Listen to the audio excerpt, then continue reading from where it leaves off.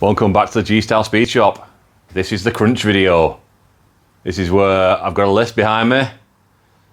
I've got effectively about 3 days at best. I need to go, because I'm going to Le Mans to watch the 24 hours. So I'll spin you around now, show you my list.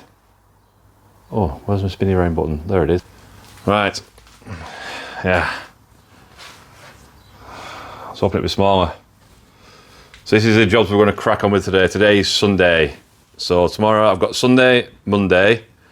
Tuesday night I probably don't have because I have to get the I've not even got my van back yet or anything. So rest of the day, Monday, and then 2 days when I get back from Le Mans to finish this selection of parts. So here's my list. Bracket for the thermostat, because it was mounted to the frame. Currently it's just been hanging there in the middle of nowhere. The strap was to make sure it still worked because it didn't have an earth. Mounted the coils, P-clip the wiring loom, wound on the fuel pump mount because currently the fuel pump is sat on that box there. It needs to be in there. Don't know if I need it or not, but for the sake of it I'm doing it. Redo the headlamp brackets, brake pedal return springs. Right, I'll show you that one because I was on gung-ho at first, wasn't I, to chop these to bits, but I have this spring to deal with here because when I push it, it doesn't fully return back, and then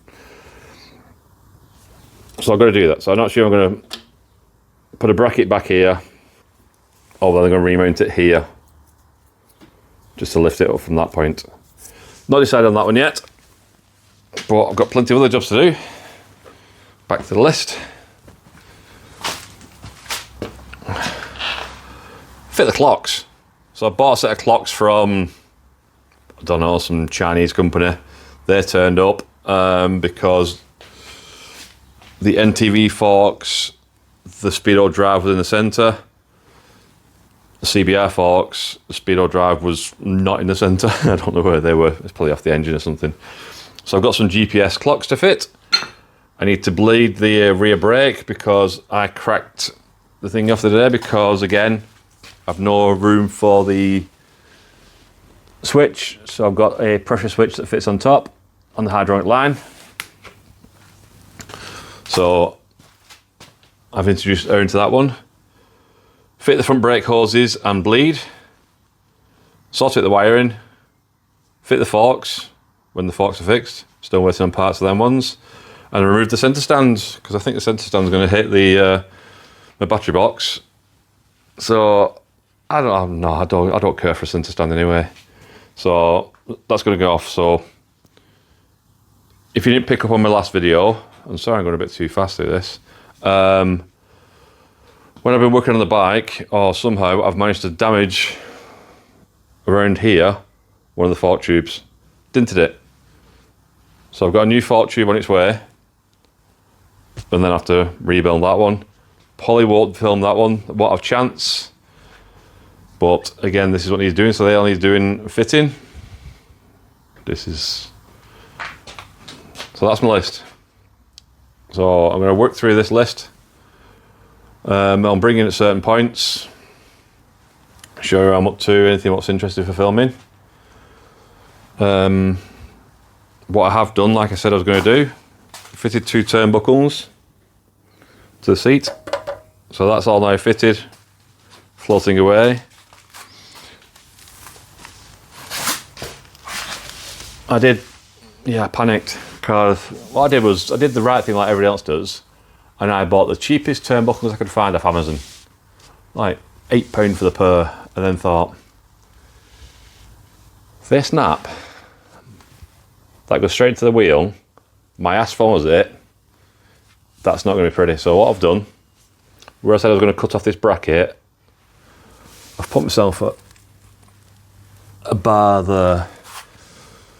Chicken bar, I'll call that one. So if it does snap, the seats will hit that and hopefully give me time to brake, stop, get off the bike, stop that wheel of spin, the wheel of death from spinning. But yeah, I've got a safety in it. It doesn't look too out of place, to be honest. So I've got something.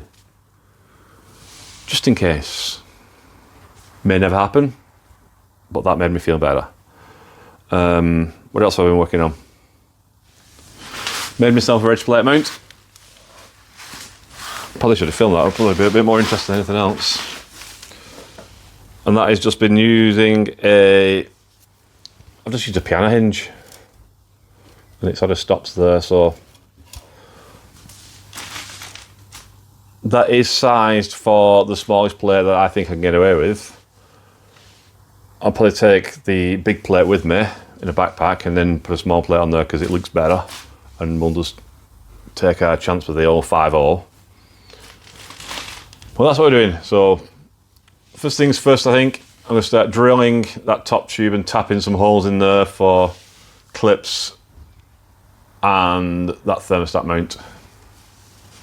So much to do. So much to do, so little time. But let's crack on. That's why it's a crunch video. See you in a bit. Do I look stressed? I don't really feel it yet, considering I've got a sum total of 1 day to go. Came back from Le Mans. Everything was great. I had a massively good time there. So thanks to all my friends who shared that with me. Tonight we've done, my friend Nigel's been down. I helped Nigel out with his bike yesterday, and that is a different story completely. But I'll show you where we're up to with the list so far. So just ready to go, fingers are in the way. Awesome filming that, Ant. So, bracket thermostat done, mounted coils done, clip wire and loose done, welded fuel pump, bleed rear brakes. So a good way into it. Randomly polished exhaust for no apparent reason. It just kills some time while I thought about some stuff. Because that's important, isn't it? You can't ride 1,000 miles with a dumb exhaust. So here we go. Bracket for the thermostat, done. And that was just a simple piece of metal, bit of angle. Cut, drilled, shape was just random. Clip the fuel lines up out of the way. Done, done, done.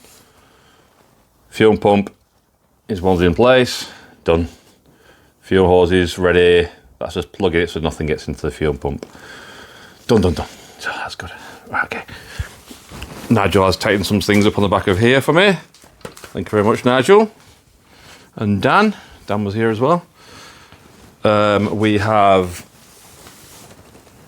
peak-lit this loom in place. It's new home, which is nothing like it used to be. Coils are mounted in place. There's bracketed there. This one's, give me a second. This one's just up here.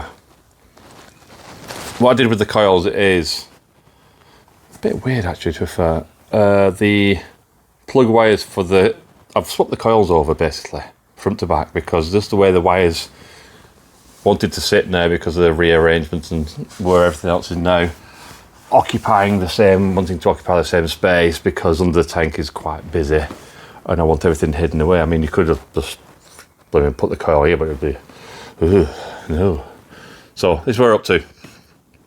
So next couple of jobs, I still need to do this spring on here, which I think I'm going to do tonight, just as another little thing to do. And then still have no front forks, get to that in a second. This wiring loom, some bits needs extending and whatnot. And I'm going to, for the rest of the night tonight, I'm going to be mounting this fuse box, little teeny fuse box, and these two relays up here on the top of this frame. Yep, we don't have any forks. Like I said, I did down the forks. I took the forks I did bottle out on that, and I thought, do you know what, I'm going to take them in and get them done, so take the pressure off me. And they've had them for like a week and a half, and then no phone calls, no nothing, after saying they'll take 2 days to do them.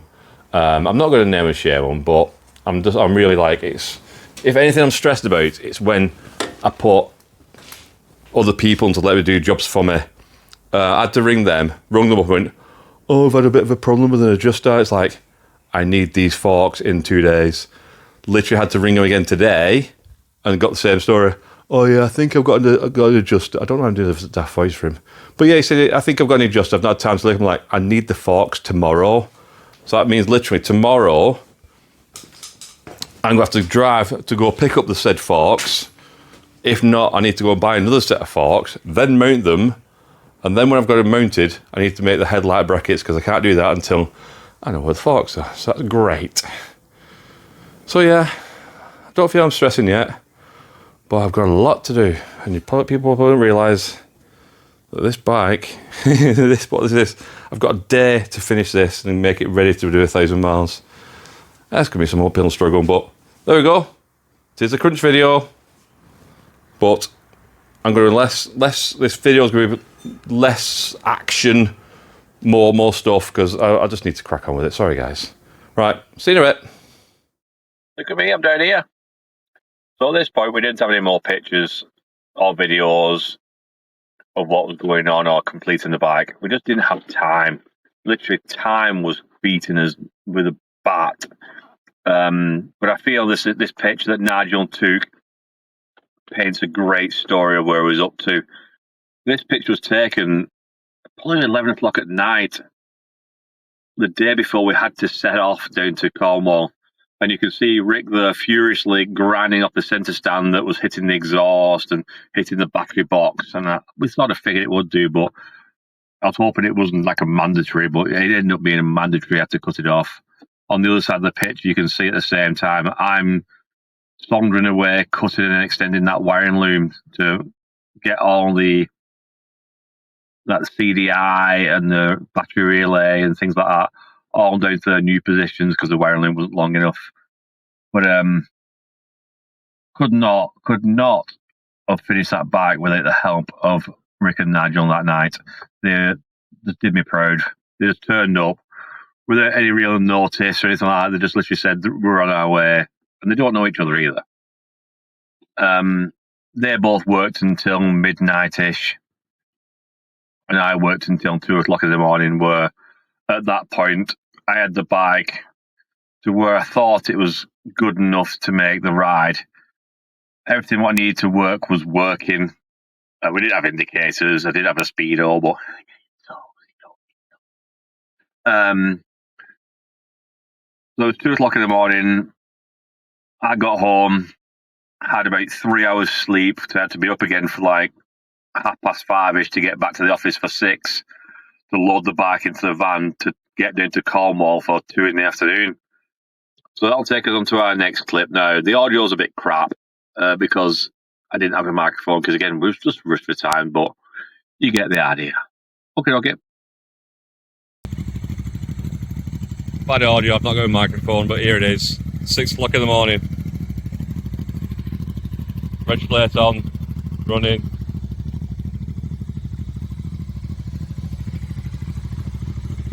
Blocks just need zip ties. There we go, sorry, there we go.